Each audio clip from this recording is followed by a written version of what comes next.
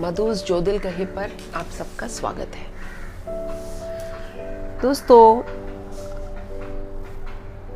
सूर्य देवता बिल्कुल आंख में चमक रहे हैं, इनको थोड़ा सा ढक दे। चलो, ये ठीक है ना? हाँ, अब थोड़ा सा बेटर हो गया। दोस्तों, आज एक बहुत इम्पॉर्टेंट बात करने जा रही हूँ। इंश्योरेंस कंपनी में बहुत साल काम करने के बाद मैंने एक चीज़ रियलाइज़ की है कि बीमा को इंसान क्यों कराता है, पर्टिकुलरली लाइफ इंश्योरेंस। गाड़ी का बीमा कंपलसरी है, ठीक है? गाड़ी जब तक आप बीमा नहीं कराओगे सड़क पे नहीं जा सकते। ओके, अपने सामान की हम इतनी चिंता करते हैं और अपनी ज़िंदगी की चिंता कितनी करते हैं हम?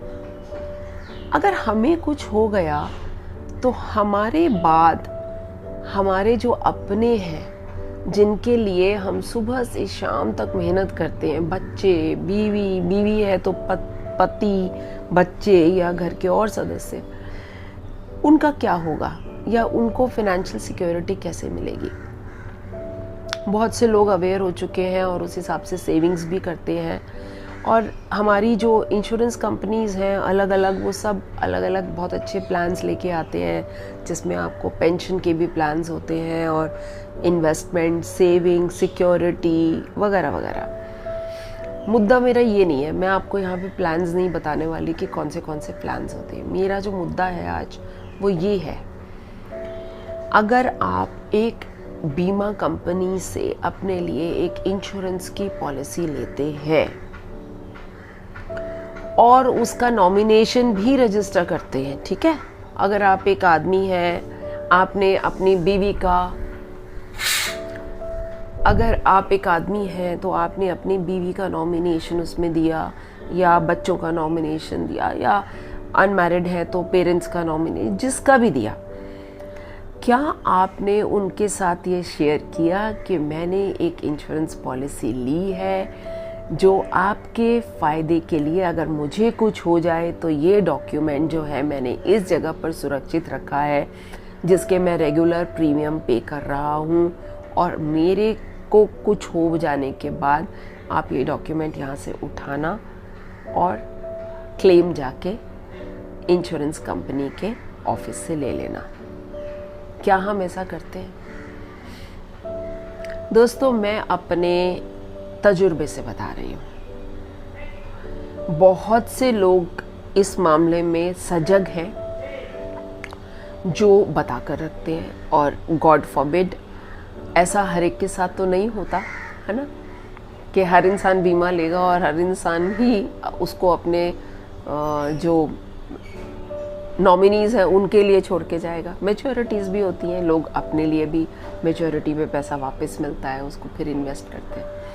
लेकिन अगर ये दुर्घटना होती है और आपने उसकी डिटेल्स अपने फैमिली को नहीं दिए,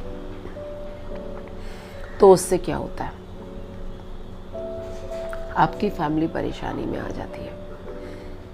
मैंने बीमा कंपनी के ऑफिस में सीट पर बैठकर देखा है, लोग आंखों में आंसू लेकर ऑफिस में आते हैं और कहते हैं कि मेरे को सिर्फ एक ये रसीद कागज़ों में मिली है, इससे ये पता चलता है कि मेरे पति ने बीमा तो कराया था, लेकिन मुझे इसका पॉलिसी का डॉक्यूमेंट नहीं मिल रहा, पता नहीं उन्होंने कहाँ रखा है। आप समझते हैं कि कितनी एक दौड़ हो जाती है उन लोगों के लिए जो वैसे ही इतने दुखी हैं किसी अपने को खोने से, और उसके बाद वो उस डॉक्यूमेंट को ढूंढ रहे हैं।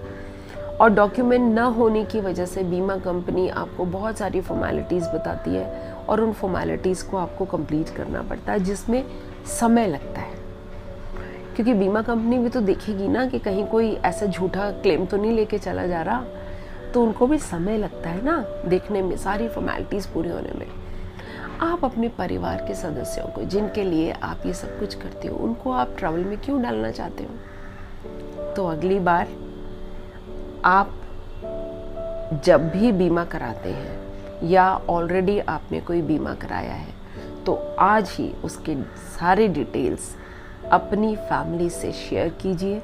उनको पता होना चाहिए कि आपके डॉक्यूमेंट्स कहाँ पड़े हैं। मैं सिर्फ इंश्योरेंस पॉलिसी की बात नहीं करूँगी, मैं आपकी दूसरी सेविंग्स की भी बात करूँगी। लोग म्यूचुअल फंड्स में इधर उधर सब जगह इन्वेस्ट करते हैं। आपके परिवार को पता होना चाहिए। आप क्यों छुपाते हैं उनसे? क्या आप उनसे प्यार नहीं करते? करते हैं ना। और वो क्या करेंगे? उनके लिए क्या पैसा आपकी ज़िंदगी से ज़्यादा इम्पोर्टेंट है? नहीं। लेकिन आपके लिए भी उनका सुकून, उनका सुख जो है वो इम्पोर्टेंट है। तभी तो आप ये सारे इंतज़ाम कर रहे हैं। वरना सिर्फ अपनी ज़िंदगी जीनी है तो अपना खाओ पियो ऐश करो, आज कमाओ, खाओ पियो ऐश करो, छुट्टी करो, है ना। चलो, मधुस जो दिल कहे पर मैं ऐसी बातें करती रहती हूँ। फिर मिलूंगी कुछ और लेकर। बाय।